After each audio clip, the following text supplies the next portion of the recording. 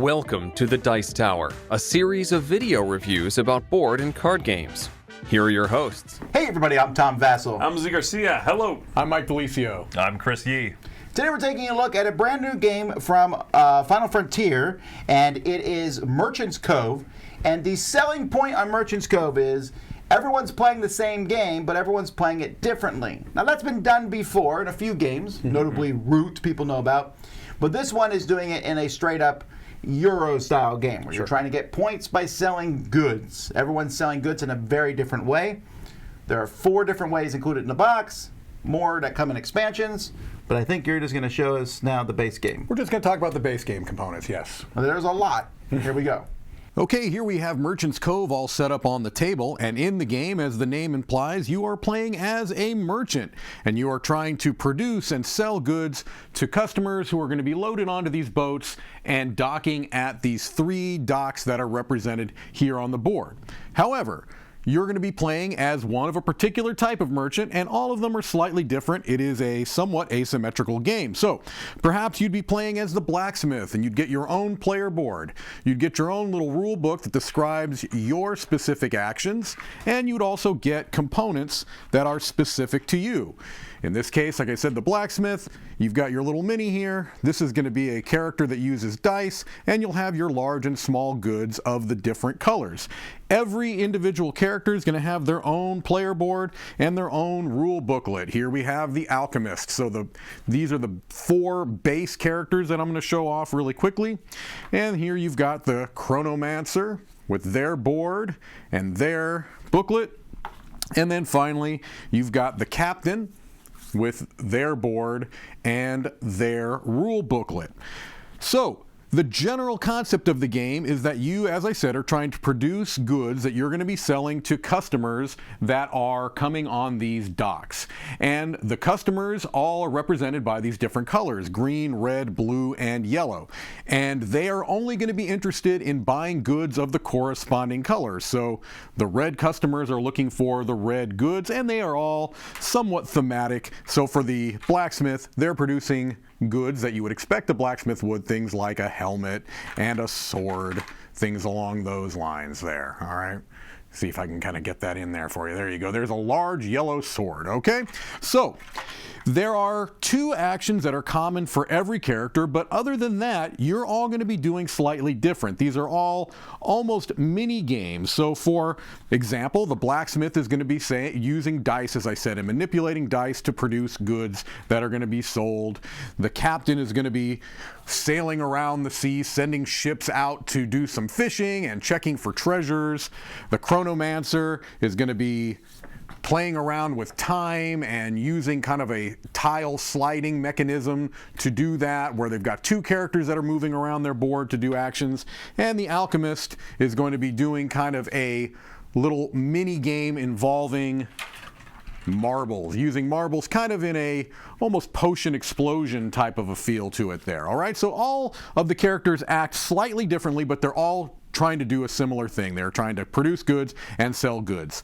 So what you're going to do on your turn is you are going to manipulate your own player board, and each of these actions have a particular amount of time that it will cost them to take the action. So for example, if the alchemist here was going to be taking this particular action, which involves brewing potions, it shows that it takes 2 hours. So you would do the action and move along this hour track on the board to keep track of who is next in turn order. And so this is a game that whoever is furthest back on the track is going to go next. In this case, the orange player would go, then the blue player, then the purple player, and in this case, then the orange player would go again because they're the last one in player order.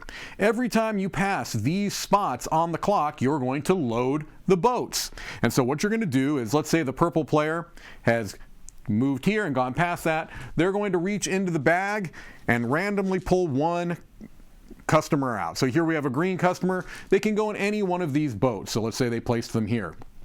Why this is going to matter is because when a boat gets filled, so let's say for example another player put this boat here, filled this boat, it's going to go to one of the 2 docks on the side of the island that is corresponding. So in this case, we've got the left side. This boat can go to either one of these two docks. Why does it matter? Well, the docks are for specific types of goods. The left dock is only selling large goods. The central dock is only selling small goods. The rightmost dock will sell either large goods or small goods. However, to do so, that's the black market. You have to draw a corruption card. These corruption cards are worth negative points at the end of the game, based upon how many symbols you have multiplied by the number of rogues here in the lair. So corruption, generally speaking, is negative points at the end of the game. So once this boat has been filled, you might say, okay, I'm going to put it in this dock, and now these customers are going to come out. If another boat were to get filled here, let's say this gets here, but this is the boat that gets filled, obviously this boat is going to go, oops, it's going to spill into the ocean. It's going to go here. Now the boat that is left over, these are going to go into the associated colored guild halls, which are areas that can be used to score points for what are called sponsorships. Okay? So, the bottom line is that every character is going to be taking actions to try to produce goods of particular colors that they can sell to the customers on those docks. So, for example, let's say that the blacksmith here has produced at the end of a round a large yellow, 2 small greens, and a small blue. All right? So what they could do during the market phase, which is after everyone has taken all of their actions and all of these markers have either gotten to or past this market token here, or if all 4 of the boats have docked, they'd have to be filled, but if all 4 of the boats are docked, that will also trigger the end of a round. Then you go to the market phase where you're selling the goods you've produced. So for this example, the blacksmith could sell his large yellow sword here, which has a value of 8, as you can see there, and you multiply it by the number of customers that are corresponding. So 16 points, let's say that they're purple, they would get 16 points there. If they wanted to sell to the central dock, they can sell both of their goods here, which would be 6 times 3, they would add another 18 points. And as follows. Again, that rightmost dock will take goods from either side, but you'll have to take a corruption to do so. When you sell to a customer, they don't go away. So every player can do the same selling of goods if they've been able to produce them. And so you're constantly trying to assess who are the customers that are going to be available there, that I can get the most money, most bang for my buck. You don't have to choose to sell to a particular dock. If you think that in a future round, maybe more of that customer will show up there, maybe you can manipulate it so that more of a particular customer shows up. You can wait, but there's only 3 rounds in the game, so you probably don't want to wait too long. There are 2 actions that are common for all players, and one of those is to recruit people from the townsfolk here, the town square. So these are townsfolk's cards that are going to be on offer. The cost to do so is shown right here. So they start more expensive here. It would be 1 corruption in 2 hours, all the way down to 1 corruption in 1 hour. If you were to take this common action, you can choose one of the cards, pay the corresponding hour cost, maybe take corruption if that's applicable, and then it's going to give you a immediate action. So in this case, if you were to take this townsfolk card into hand, you would get a large red good immediately. The other thing that you would do is you would have a little kind of card market here of your own. I don't know if that's a great word, market, but you would take a card and you are going to place it underneath one of these symbols that are going to allow you to do something special on another common action for everybody, which is to activate all of the townsfolk cards you had. So let's say, for example, that you had at different points in the game, you had taken those 2 cards, already had their immediate actions, and you'd chosen to slot them under these 2 powers.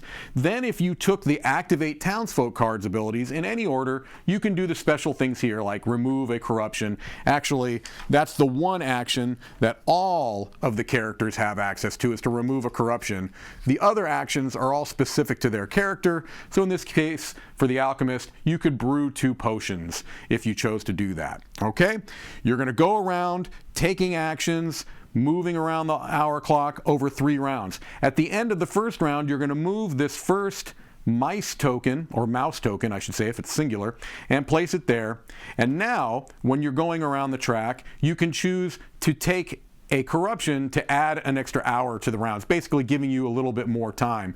You don't load the boats, but you take a corruption. At the end of the second round, you put both of the mouse tokens off the clock, and now you've got 2 opportunities to take some corruption, but potentially get more actions over the round. Okay? You're going to continue to do this for 3 rounds, and whoever has the most gold at the end of the game is the most profitable and most successful merchant in Merchant's Cove.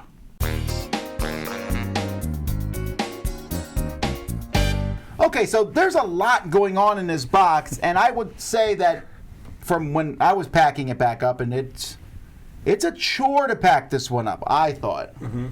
Yeah, because you have the inserts for the individual players, so it helps for kind of organizing, but you have to get it in just the right way, I suppose. And you cannot fit the expansions in the box. That is correct. No space in this box, so keep that in mind. Not if you want to keep the inserts, you cannot, yes. Well, no, but I don't know. I don't know that I could throw away those inserts. I would not throw away those inserts. But other than that, I think the components are good. I like the little dudes. Now, those dudes are from their other games, I think, or at least... They look similar to their other games, from like, Robin Hood and the Rise to Nobility. They look similar, sure. And I like the components for each person. Yeah, I like the artwork more than I like the components. I think the components are serviceable, but I do like the look of the game. It's very charming, very vibrant and cutesy and all of that stuff. I thought like the people landing in the boats look pretty generic, and I thought the stuff you make is themed to what you do. Right. I really like that because it's different Yeah. for each person, but it's still small red, large red. Yeah, it's the same thing. It's just sort of like mine's a sword or whatever, and yours will be a whatever you make, but they function the same way. That's nice. That's cool. There's a lot that they did intentional to kind of craft this and make it look like a really nice product, and it almost kind of belies how simple the game really is. It's not too complex, even though it comes in a large box, and people who backed it and got all the expansion factions and stuff, you have a whole Calyx shelf worth of stuff for not too hard of a game, actually, so it surprised me. But, like any game with this, while it's not too hard, teaching it is a bit of a bear, because you can give everyone their own little rule sheet. I don't think those rule sheets are tremendously well written. They're definitely not newbie friendly. Therefore, a person who knows these kind of games and explain them. So if Z comes to my table and he's like, "Hey, I'm new," and I'm like, "Here's your rule sheet," I think he'll struggle with that. I'll have to teach him, and if I'm teaching 3 people, I'm teaching a lot of stuff. Yes. I agree to an extent. I think it depends upon the group that you're playing with, and I think that's important to mention. If you are playing with people that are not used to playing a lot of Euro games, I absolutely agree. I think you would want to walk through everything with each player. I don't think that people that play a lot of Euro games need a lot beyond the general concepts. Hey, we're all merchants, we're all producing goods, we're all selling goods. What our main interaction with is by picking which customers come on these boats. Here's how you do it. Here's how you do it. Yes, but unlike other games, in most games I'm like, okay, you know what? I'll go first. Watch. Da da da da. And that is how the game plays. And then Chris is like, well, that's not how my game plays. It's a very different thing. Yes. And that's why I'm saying I find these games just as bad, of course, and it includes Root and Space Cadets, and all these games are hard teaches, I found. Yeah, they're harder than I think a typical Euro. I agree. And for the weight of the game also, and you want to play again the second time, you need to relearn things that, well, not relearn, but learn things you never had to learn the first time around. So this is not one you learn one time and then can bring back to the table, say, tomorrow, and just pick right back up. Not if you want to play a different character, you can't. Right, sure. Yeah, I had to play a different way when I switched characters. Well, to me, that's one of the main selling points of the game. Sure, but it was like another learning experience. It is. I personally didn't find it that onerous to learn the difference between the alchemist and the blacksmith. I didn't either, but I'm telling you, Mike taught me the game and we played it, and then I went and taught some other people, and I was like, whew, I got to teach all these different things. Sure. And what I'm saying to you, you kind of close your ears about, because I don't want you to get confused. Sure. And again, that's how the game is. Yeah. I don't have any strong opinion on this. Do you feel the factions are balanced? I assume so. Both games that I played in were closer, were fairly close, some of them within just a few points of each other. Yeah, I've played. I haven't played every character myself, but I've played in games with every character, including the expansion characters, and there have not been any blowouts that I've seen. I mean, they've all been, and this is a game where scores will typically be in the hundreds. And so you would expect maybe some really wide scores. I haven't seen anything that makes me think it's clearly unbalanced. I can't argue about it. I lost every game I played, and every time I'm like, well, yours is more better than mine, even though it's the one I used last game. Correct. Those scores will be different from one game to the next. I think there's going to be a perception of imbalance, perhaps, because one game, an average table score might be 130, and the next game it might be 180, and that's just kind of how the meeples, the people who are purchasing, customers, how the customers come out to the ports. Some games will score bigger, but likely bigger for everyone. Right. Yeah. So what attracts you to this, Mike? Well, look, there's an element of gimmick to it, and I've said in the past that for everything he says, I'm gonna counter it. Get ready. There's no gimmick. No, go ahead. Yeah. Everything he says that's a thumbs up. I'm gonna be like, no, this is why it's horrible. Yeah, no. There's an element of gimmickry to it, and I've said in the past that I don't mind a gimmick as long as it's tied to a game that I feel like is still an entertaining game. And so, yes, there is a novelty factor to this. There's no question about it. The fact that we're all playing the same game but slightly differently. Z and I were actually having a discussion about this yesterday, I think. We had a great discussion about it, actually. About mechanisms and it feeling like it was very much a mechanical game, right? And that idea of if I'm playing a game where I'm running one of the many factions in the game, one of the types of merchants. It doesn't matter that everybody else has a different one because it doesn't affect me. So technically, they could all be identical. And I asked Mike, they were all the same. Would your feelings towards the game be a little bit dulled? And he said, yeah, probably. And I said, then let them be dulled, sir. Okay, because actually, it doesn't affect anybody That's what else. I agree. So I look at the game and I play the game, ignoring everyone else. My board and that middle board, I'm like, meh. And then I switch another one, I'm like, meh. The game isn't cool because you're different than me. No, but the thing is, and it sounded a little bit pompous yesterday, and I'm sure it'll sound even more pompous today. I feel like to some extent, when we had that discussion, it made me think, well, this almost feels like a little bit of a love letter to mechanisms. It's like, okay, if you like a dice placement, dice manipulation mechanic, here's a character for you. If you like the little, moving the marbles, potion explosion type thing, here's one for you. If you like a roll and write type of experience, here's one for you. We're all having a shared experience, and there is there's definitely interaction as far as manipulating the characters, the customers, and which port am I going to bring them into. That's your interaction. Otherwise, it is multiplayer solitaire. No question about it. I don't mind that. But to me, it's like there is a cleverness, right? And maybe that's the part that's appealing to me, is I feel like the design is very clever. I have enjoyed trying out these different characters. I've returned to characters that I liked more. Now, I will say, there are some characters that I think are more entertaining for me than others, clearly. But does that mean that the one that I find the least exciting isn't going to be someone else's favorite? Sure. You know what I mean? No, that's fine. But I agree with you, there's almost like a gamer's smirk right behind this game going, look what we did, you know what I mean? Yeah. I agree with that. Even considering that, yes, there's all this going on, and I can look around and go, you do that thing. It wasn't that exciting. Yeah. I did not find there a lot of elation, a lot of highs and lows. I was sort of doing stuff, and that was that. Yeah. I like the word that Mike used when we talked about this, when we had the discussion, was mini games. Yes. These are mini games, right? Yeah. You're not. It's going to be less robust than if you're playing the Alchemist with the marbles. It's not Potion Explosion. No. It's a mini Potion Explosion. Right. It's a mini marble game. Yes. And That's good. And a market manipulation at the same time. With some market manipulation. And so you're playing these little mini games, and I think that if that is going to tickle your fancy, you're going to like having 4 mini games in one box.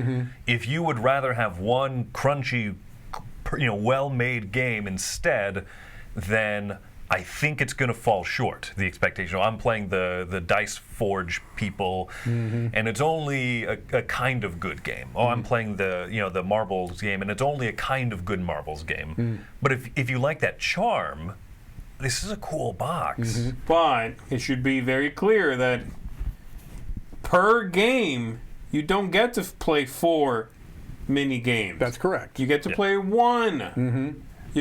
Potion Explosion Junior for 90 minutes. Maybe, yeah, depending. Okay, I think it's a pretty just quick clear. game. It says if you like mini games, Yeah. you get 4, 5, 6. No, you get 1. Okay, Per session. At a time, yes, per session. Right. Everybody else gets a different one. Right. That isn't affecting me. But I like to go farther than that, and I'm going to say that the base game, the one that all the mini games are based around, is boring. I dislike that part of the game. I dislike the ship thing, and it's super random. I don't like that everyone starts with 2 people in it.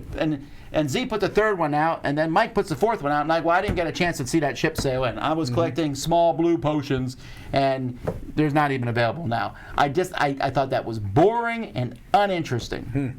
No, I like it. I liked that because I felt like that, again, that's the main interaction point. Yes. There are ways, again, and we have to talk about the main experience that most people are going to play, which is the recommended starting. When we played the recommended starting, where you had the rogue card that didn't do anything when the rogues show up. They just kind of clog up the boats. There are ways that those rogues become something where you can pay them to be. No, I looked so at what the I'm saying cards. is there are Yeah. more things you can do there that might increase the interest, but we're really talking about the base experience. So I agree that maybe some people might find that a little bit off-putting.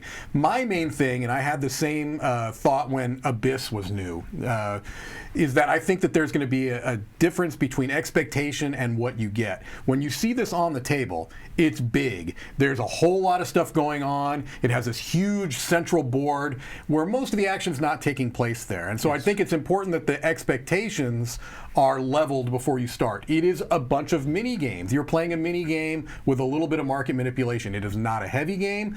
I don't think it's a terribly long game after you've played it a time or two. 3 rounds, and each round can progressively get shorter depending on how you play it. So I think that your expectations might need to be realistic depending on, or you might have a bad I experience. think it's a trap for sure, and folks should know that if you're watching this, no matter what our scores end up being, it's a big box. Right. This is not, that's definitely a trap. Be careful going into this thinking this is the next Terra Mystica.